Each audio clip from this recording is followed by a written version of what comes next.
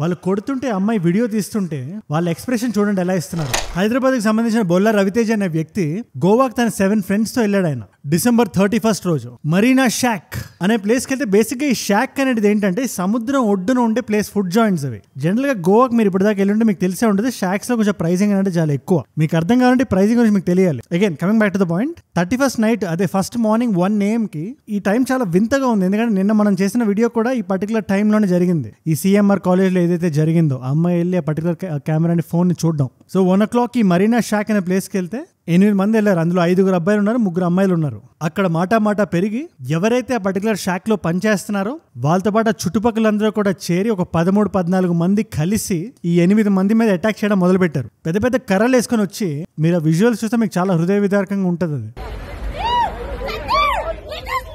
అదంతా మనం ఈ పర్టికులర్ వీడియోలో మనం డిస్కస్ చేద్దాం. బట్ ఏదైతే మాట DIG వర్ష శర్మ గారు అంటున్నారో వాళ్ళ లైసెన్సులు క్యాన్సిల్ చేస్తాం, ఇలాంటివి జరగకుండా చూసుకుంటాం, వాళ్ళ మీద సెక్షన్ వేసి లోపలేస్తాం, ఇదంతా okay. Taken the necessary legal action. All have been arrested and we moved for the cancellation of the license also.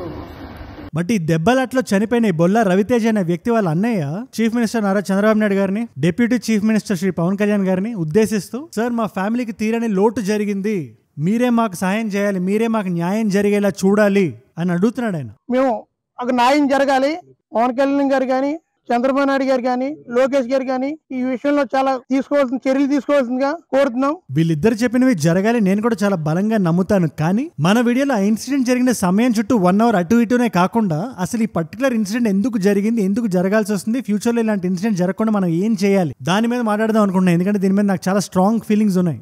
నేను ఎప్పటి నుంచో చాలా మనసులో అనుకుంటున్నది గోవా గురించి, గోవా అనే టాపిక్ గురించి, గోవా అనే స్టేట్ గురించి. సో నాకుండే అభిప్రాయం, నేను మాట్లాడబోయే చాలా కాంట్రవర్షియల్ అవ్వచ్చు, బట్ నిజాన్ని నిర్భయంగా మాట్లాడాలి, నేను చాలా బలంగా నమ్ముతాను నేను. So let's directly get in. మన తెలుగు యూత్ మొత్తం చూడాల్సిన వీడియో ఇది. ముఖ్యంగా గోవాకి ఎవరైతే టికెట్లు వేసి ప్లాన్ చేసి మరి అక్కడికి వెళ్తున్నారో హాలిడేస్ కి, నేను చెప్పేది ఒకసారి జాగ్రత్తగా వినండి. అండ్ కొత్తగా ఈ వీడియో చూడడానికి ఎవరు వచ్చినా ఇలాంటి ఇంపార్టెంట్ టాపిక్ మీద నా నుంచి మీకు డైలీ ఒక వీడియో వస్తుంది. మీరు జస్ట్ సబ్స్క్రైబ్ బటన్ కింద నొక్కి పెట్టుకోండి చాలు. మన చుట్టూ జరిగేవి 15 నిమిషాల్లో కన్సైజ్ గా మీ ముందు పెట్టేస్తాం. మీరు మీ ఆఫీసుల తర్వాత లేదా మీ కాలేజీల తర్వాత జస్ట్ నాతో 10 నిమిషాలు స్పెండ్ చేయండి చాలు. And you'll be aware. ఈ కథ మొత్తం మీకు అర్థం కావాలంటే ఒక 5 పేర్లు మీరు గుర్తుపెట్టుకోవాలి. అగ్నిల్ సిల్వేరియా ఈ మరీనా షాక్ ఓనర్, ఇతని సుపుత్రుడు షూబర్ట్ సిల్వేరియా. ఈ క్యారెక్టర్ చాలా ఇంపార్టెంట్, ఇతని పేరు చాలా జాగ్రత్త గుర్తుపెట్టుకోండి. అదే మరీనా షాక్ లో వర్కర్ అనిల్ బిస్టా అండ్ కమల్ సునర్. ఈ 4 కాకుండా ఎవరైతే డిసీజ్డ్ ఉన్నాడో అతను బొల్లా రవితేజ, తాడేపల్లిగూడానికి సంబంధించిన వ్యక్తి. ఆయన మన వెస్ట్ గోదావరి జిల్లా. ప్రస్తుతానికి హైదరాబాద్ లో he's working at private firm, ఒక సాఫ్ట్వేర్ ఇంజనీర్ లాగా. ఈ రవితేజ అనే వ్యక్తి తన క్లోజ్ ఫ్రెండ్స్ ఎవరైతే ఉంటారో చాలా ఒక షార్ట్ ట్రిప్ ప్లాన్ చేశారు. 31st సాయంత్రం 4 PM కి గోవా రీచ్ అయ్యేలాగా, న్యూ ఇయర్ సెలబ్రేషన్స్ అంతా చేసుకుని వెనక్కి వచ్చేసేలాగా. ఈ 5 అబ్బాయిలు 3 అమ్మాయిలు కలిపి అనుకున్నట్టుగానే 4 PM రీచ్ అయ్యారు. కొంచెం డ్రెస్అప్ అంతా అయ్యి బయటకు వచ్చి, ఇది నార్త్ గోవా, ఇది కలంగుట్ బీచ్ దగ్గర. చాలా హ్యాపెనింగ్ ప్లేస్ ఇది. కానీ ఈ పర్టికులర్ 31st నైట్ 2024 ఏదైతే ఉందో అంత క్రౌడ్ లేదు చుట్టూ. దాని గురించి పర్టికులర్ వీడియోలో మనం మాట్లాడదాం. బట్ ఆ రోజు అంత క్రౌడ్ లేదు, ఎక్స్పెక్టెడ్ క్రౌడ్ గోవాలో లేదు. సో వీళ్ళు బయట తిరిగి ఫోటోలు తీసుకొని కొంచెం ఎంజాయ్ చేసి 10 PM అయింది. అప్పటిదాకా వాళ్ళు డిన్నర్ చేయలేదు. ఈ కలంగుట్ బీచ్ లోనే చాలా షాక్స్ ఉంటాయి, ఒకటి తర్వాత ఒకటి పక్కనే ఉంటాయి. అంతా అందులో ఆల్మోస్ట్ అన్ని క్లోజ్ అయిపోయి ఉన్నాయి బేరాలు లేక. ఈ మరీనా షాక్ అనే ప్లేస్ మాత్రం ఓపెన్ అయి ఉంది. వీళ్ళందరూ వెళ్ళి కూర్చున్నారు. ఇక్కడ నుంచి కథ ఇంట్రెస్టింగ్ గా మారిపోతుంది. ఎందుకంటే రకరకాల మంది రకరకాల స్టోరీస్ చెప్తున్నారు. ఇక్కడ రవితేజ ఫ్యామిలీ వర్జన్ ఒకటి ఉంటే, ఆ పర్టికులర్ లొకేషన్ కి వెళ్ళిన రవితేజ ఫ్రెండ్స్ వర్జన్ ఒకటి ఉంది. ప్రత్యక్షంగా లొకేషన్ కి వెళ్ళారు కాబట్టి ఫస్ట్ ఆ ఫ్రెండ్స్ ఏం చెప్తున్నారో మనం విందాం. మేము వెళ్ళేసరికి అక్కడ అర్ధరాత్రి అయిపోయింది, కానీ ప్లేస్ అక్కడ ఓపెన్ ఉండడంతో మేము అక్కడ కూర్చున్నాం. ఈ అనిల్ బిస్టా అనే వ్యక్తి ఎవరైతే ఉన్నారో అతను మెనూ పట్టుకొని మా దగ్గరకు వచ్చాడు. మేము ఆర్డర్ చేసి తినడం స్టార్ట్ చేసాం. మా 8 మంది ఎవరైతే ఉన్నామో, ఎప్పుడైతే టైం 1 గంట కొట్టిందో మేము ఇంకా ఫుడ్ ఆర్డర్ చేసేసరికి అతను ఇంకా మా దగ్గర ఐటమ్స్ అయిపోయినాయి, ఇక్కడతో ఖతం అని చెప్పాడు ఆయన. కాకపోతే మేము కొంచెం రిక్వెస్ట్ చేసేసరికి లోపల ఉండే షూబర్ట్ సిల్వేరియా అనే అతను బయటకు వచ్చాడు. ఇక్కడ రిక్వెస్ట్ కాస్త కొంచెం ఆర్గ్యుమెంట్ లా మారింది. వాళ్ళు కొంచెం దురుసుగా మాట్లాడారు. మా దగ్గర ఉండే అమ్మాయిలు కూడా అంత సెక్యూర్ గా ఫీల్ అవ్వలేదు. మాట పెరిగి ఆల్మోస్ట్ ఒకరి మీద ఒకరు చేతులు వేసుకునే వరకు వచ్చింది. కానీ మేము బిల్లు కడతాం అనేసరికి ఆల్మోస్ట్ మ్యాటర్ అక్కడ సద్దు మనిగేసింది. మేము అక్కడితో తిన్న ఫుడ్ చాలు అని వెళ్ళిపోదాం అనగా అతను బిల్ తీసుకొచ్చాడు. ఏవైతే మెనూ ప్రైజింగ్ ఉందో దానికి డబుల్ ప్రైజింగ్ ఉంది ఈ బిల్లో.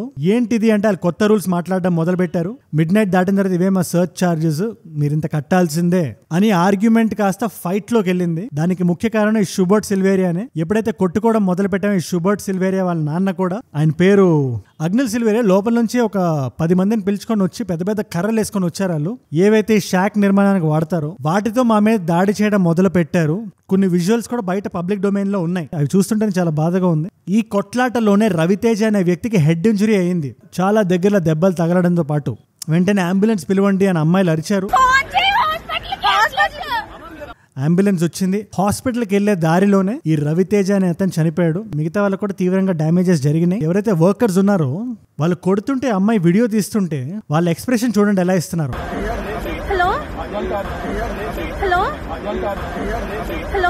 మనల్ని ఎవడు చేస్తాడులే. దీన్ని అచ్చ తెలుగులో పచ్చిగా మాట్లాడాలంటే బుర్ర తిరుగుడు అంటారు. ఆ బుర్ర తిరుగుడు యాటిట్యూడ్ కనబడింది. అదెందుకో ఈ వీడియోలో నేను చెప్తా.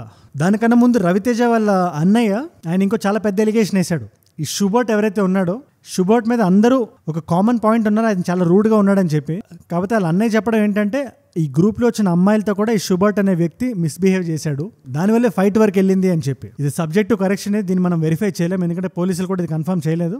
బట్ ఆయన అన్నాడని మీకు చెప్తున్నా. నేను కొత్తగా ఏం చేస్తున్నానంటే ఇలాంటి పర్టికులర్ వీడియోలో ఇష్యూ గురించి చెప్పడంతో పాటు దానికి సొల్యూషన్ అండ్ మై ఒపీనియన్ కూడా యాడ్ చేసి at the end of the video పెట్టడానికి చూస్తున్నా. ఇక్కడ అందరికీ కనబడుతున్న పెరిఫరల్ ల్యాబ్స్ ఏంటి? దీన్ని మనం 2 tiers లో చూడాలి, 2 layers లో చూడాలి. అందరికీ కనబడుతున్న దోషులు ఎవరు? పోలీసులు ఎవరి మీద కేసులు వేశారు? ఆ 4 వ్యక్తుల మీద కదా 4 సెక్షన్లు వేశారు. BNS section 103, 118. ఈ పర్టికులర్ 118 గురించి మనం అల్లు అర్జున్ గారి ఇష్యూలో కూడా మాట్లాడాం. చాలా వింతగా అర్జున్ గారి మీద కూడా ఈ 118 వేశారు. ఈ బిఎన్ఎస్ అంటే బ్లంట్ ఆబ్జెక్ట్తో హెడ్ మీద ఏదైనా ఇంజురీ జరిగితే ఇక్కడ అది యాప్ట్. ఇది రవితేజ మీద ఏదైతే దెబ్బ తగిలిందో దాని మీద 118 వేయొచ్చు. బట్ అర్జున్ గారి మీద పోలీసులు ఎందుకు వేస్తారో అది చూడాలి. అది కాకుండా సెక్షన్ 324 of 3 and 3 of 5 ఇది ఒక ఇండివిజువలిస్టిక్ ఇన్సిడెంట్. వీళ్ళు 4 దోషులు అన్నట్టు చూస్తే ఈ సమస్యకి ఎప్పుడు మనం కొలుక్కు రావు. మనం జనరల్గా మనం జూమ్ ఇన్ చేసి చూడాలంటాం కదా, మనం కొంచెం జూమ్ అవుట్ చేసి చూద్దాం. ఈగిల్స్ ఐ పాయింట్ ఆఫ్ వ్యూలో చూద్దాం. జూమ్ అవుట్ అయ్యేసరికి మనకి ఏం కనబడుతుంది? గోవా స్టేట్ కనబడుతుంది. మీకు అస్టానిషింగ్ ఫ్యాక్ట్ చెప్పనా? గోవా సీఎం ఎవరైతే ఉన్నారో ఆయన రీసెంట్గా ఒక స్టేట్మెంట్ ఇచ్చారు. ఆయన ప్రమోద్ సావంత్ అని. ఆయన ఈ ఇన్ఫ్లుయెన్సర్స్, సోషల్ మీడియా ఇదంతా గోవా మీద ఒక రాంగ్ నెరేటివ్ ఇస్తుంది. మా గోవాకి జనాలు రావట్లేదని, కానీ గోవా ఈజ్ అబ్సల్యూట్లీ ఫైన్, మా హోటల్ బుకింగ్స్ అన్ని నిండిపోతున్నాయి, వీఆర్ డూయింగ్ గుడ్ అని ఆయన చెప్పాడు. ఆయన అలా ఎందుకు చెప్పాల్సి వచ్చింది? నీకు చిన్న స్టాటిస్టిక్ ఇస్తాం. 2022కి 23కి ఒక స్టార్క్లింగ్ డిఫరెన్స్ ఒకటి ఉంది. అది 24కి ఇంకా మ్యాగ్నిఫై అయ్యేటట్టు ఖచ్చితంగా కనబడుతుంది. 2022లో గోవాకి వచ్చిన టూరిస్టుల సంఖ్య అరౌండ్ 9.3 lakhs ఉంటే ఆ నంబర్ 2023కి వచ్చేసరికి 4 lakhsకి పడిపోయింది. ఆల్మోస్ట్ 60% డ్రాప్ కనబడింది. ఒకప్పుడు India's crown jewel of tourism అనేవాళ్ళు. 17% జీడిపి టూరిజం నుంచి వస్తుంది గోవాకి. 35% ఎంప్లాయ్మెంట్ టూరిజం సెక్టర్లోనే ఉంది గోవాలో. అంత హెవీగా టూరిజం మీద డిపెండ్ అయి ఉంది గోవా. అలాంటి గోవాలో టూరిజం ఇలా ఎందుకు పడిపోయింది అంటే దాని ఆన్సర్ చాలా సింపుల్, జాగ్రత్తగా వినండి. ఒకప్పుడు డొమెస్టిక్ తో పాటు ఇంటర్నేషనల్ టూరిస్టులు కూడా వచ్చేవాళ్ళు, చాలా బలంగా వచ్చేవాళ్ళు, తండోపతండాలుగా వచ్చేవాళ్ళు. ఈ టర్క్వాయిస్ వేవ్స్, యూనిక్ కల్చర్ని చూద్దాం అని చెప్పి కొంచెం ఫ్రెంచ్ ఇన్ఫ్లుయెన్స్ కూడా ఉండేది, చాలా బలంగా ఉండేది. అందుకని యూరోపియన్స్ ఎక్కువ మంది వచ్చేవాళ్ళు. కాకపోతే ఇవాటి రోజున గోవా వెళ్ళాలంటే మనం కాలేజీలో ఉండేటప్పుడు తెగ ప్లాన్లు వేసేవాళ్ళం. గోవాకి వెళ్తే జీవితానికి ఒక సార్థకత వస్తుంది అన్నట్టు. దిల్ చాతా హై లాంటి సినిమాల నుంచి అక్కడికి వెళ్ళి వచ్చిన వాళ్ళ టెస్టిమోనియల్స్ దాకా గోవాని అంత ఎందుకు పొగిడేవాళ్ళు? గోవా గురించి అంత ఎక్కువ ఎందుకు మాట్లాడేవాళ్ళు? అదొక ఎఫోర్డబుల్ డెస్టినేషన్ కాబట్టి, రైట్? ఒకప్పుడు మనం గోవాకి వెళ్ళాలంటే చాలా బడ్జెట్లో వెళ్ళిపోయి వచ్చేయచ్చు. బట్ ఇవాళ రోజున నువ్వు ఒక యాప్ ఓపెన్ చేసి గోవాలో ఒక రూమ్ బుక్ చేయాలంటే అది ఒక 4-star రూమ్ అయ్యేది ఉంటే మినిమం టు మినిమం 2 వ్యక్తులకి 7,000 నుంచి 8,000 దాకా ఖర్చు అవుతుంది. దీన్నే ఇలాంటి కంట్రీస్ అయినా ఫారెన్ ఈస్టర్న్ కంట్రీస్తో మనం కంపేర్ చేసి చూస్తే, ఫర్ ఎగ్జాంపుల్ తైవాన్ ఎంత? 2,500. థాయిలాండ్ 2,200. ఒక సగటు భారతీయుడు ఫ్లైట్ టికెట్ వేసుకొని గోవాకి వెళ్ళి అక్కడ ఒక రూమ్ బుక్ చేసుకొని అక్కడ నుండి వెనక్కి రావడం కన్నా అదే ఫ్లైట్ వేసుకొని అక్కడ థాయిలాండ్కి వెళ్ళి వెనక్కి రావడం చాలా సింపుల్ అండ్ చాలా బడ్జెట్ ఫ్రెండ్లీ అయిపోయింది. అదే కాకుండా గోవా అనేది చాలా చిన్న స్టేట్. అది అంతమంది టూరిస్టులు వచ్చేసరికి ఈ సడన్ డెవలప్మెంట్ ఏదైతే ఉందో గోవాలో ఉండే నేచర్ ప్రిజర్వేషన్లో అది హ్యాండ్ ఇన్ హ్యాండ్ ఉండలేకపోయింది. దాని కోర్ని అది ప్రిజర్వ్ చేయలేకపోయింది. అండ్ ఇండియా మనందరికీ తెలిసినట్టే క్వాజీ ఫెడరల్ స్ట్రక్చర్ అది. అంటే స్టేట్ అనేది ఆటోనమస్ డెసిషన్స్ తీసుకోవాల్సిందే. నేను ఇదంతా మీకు చెప్పడానికి ఒక కారణం ఉంది. ఇన్ని డ్రాబ్యాక్స్ వల్ల గోవా అనే దానికి ఒక టూరిస్ట్ అనేవాడు రావట్లేదు. సో జనరల్గానే ఆ స్టేట్లో ఒక ఫ్రస్ట్రేషన్ అనేది ఖచ్చితంగా ఉంది అందరిలో. అది షాక్ ఓనర్స్ నుంచి అక్కడ పనిచేస్తున్న వ్యక్తుల నుంచి గవర్నమెంట్ వరకు అందరిలో డబ్బులు తగ్గింది, జీడిపి లేదు. అది వాళ్ళ మూడ్స్లో రిఫ్లెక్ట్ అవుతుంది. ఆ ఫ్రస్ట్రేషన్ని ఇలా ఎంజాయ్ చేద్దాం అనుకున్న టూరిస్టుల మీద వాళ్ళు చూపిస్తున్నారు వాళ్ళ ప్రతాపాలు.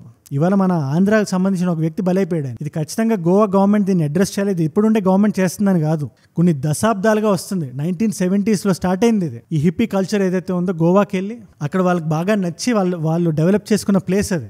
బట్ అలాగా సింపుల్గా కౌంటర్ కల్చర్లో ఉండాల్సిన స్టేట్ ఇవాళ మెయిన్ స్ట్రీమ్కి వచ్చేసరికి తట్టుకోలేకపోతుంది. సో దాన్ని ఖచ్చితంగా గోవా గవర్నమెంట్ అడ్రస్ చేయాలి. ఈ ఇన్సిడెంట్ని వన్ ఆఫ్ గా చూడకూడదు అండ్ అందరూ దీని గురించి తెలుసుకోవాలి. నెక్స్ట్ టైం గోవాకి వెళ్లే ముందు 1కి 10 సార్లు ఆలోచించండి. ఫస్ట్ ఆఫ్ ఆల్ అక్కడ టూరిజం సరిగ్గా లేదు, ఉండేదాన్ని కూడా వాళ్ళు సరిగ్గా మెయింటైన్ చేసుకోలేకపోతున్నారు. మన భారతదేశంలో ప్లేస్ అది ఖచ్చితంగా మనం ప్రోత్సహించాలి, కానీ అది ఎక్కడి వరకు, మన ప్రాణాలకు ఇబ్బంది లేకుండా ఉన్నంత వరకు. సో ఖచ్చితంగా Andhra government and Goa government దీని గురించి మాట్లాడాలి. అండ్ ఈ వ్యక్తి ఎవరైతే ప్రాణాలు కోల్పోయాడో వాళ్ళ ఫ్యామిలీకి న్యాయం జరగాలని మాత్రం నేను ఖచ్చితంగా కోరుకుంటున్నాను. అప్పుడే మళ్ళీ గోవా గత వైభవానికి వస్తుంది. అండ్ ఈ టాక్సీ మాఫియాల గురించి చెప్పాల్సిన పనే లేదు. టూరిస్టులు వెళ్తే ఏదైనా టూరిస్ట్ స్టేట్ అనే స్టేట్ టూరిస్టులు అట్రాక్ట్ చేసేలా ఉండాలి, ఇంకా ఎక్కువ మంది వచ్చేలా ఉండాలి, వచ్చిన వాళ్ళ ఎక్స్పీరియన్స్ని బేస్ చేసుకొని ఉండాలి. వర్టికల్ గా కాకుండా హారిజాంటల్ గా డెవలప్మెంట్ జరగాలి. ల్యాండ్ కంజెషన్ ఉంది కాబట్టి ఊబర్ ఉండదు, ఓలా ఉండదు, ఒక క్యాబ్ మాఫియాలో నడిపిస్తుంటారు జనాలు. అక్కడ ఎందుకు వస్తారు జనాలు, ఎందుకు వస్తారు ఫారినర్స్? మీరు తైవాన్ లాంటి ప్లేస్ చూడండి, థాయిలాండ్ చూడండి, అందమైన ప్లేస్ ఉంటే వాళ్ళు దాన్ని ఎంత మార్కెట్ చేస్తారంటే మనకన్నా అందమైన దేశాలు ఏం కావవి. ఇన్ఫాక్ట్ మనకుండే టోపోగ్రఫికల్ అడ్వాంటేజ్ ఏ కంట్రీకి ఉండదు.